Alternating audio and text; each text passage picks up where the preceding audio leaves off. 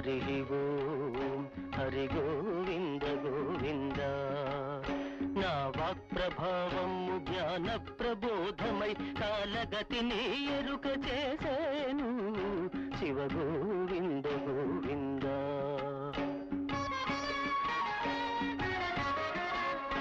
కలియుగమున 5000 పిమ్మట మను ధర్మమే మారిపోయేను, కుల వివక్షత కూలిపోయేను, మానవులలో నీతి మటు మాయమయ్యేను, అన్యాయమే రాజ్యమే లేను శివ గోవింద గోవింద.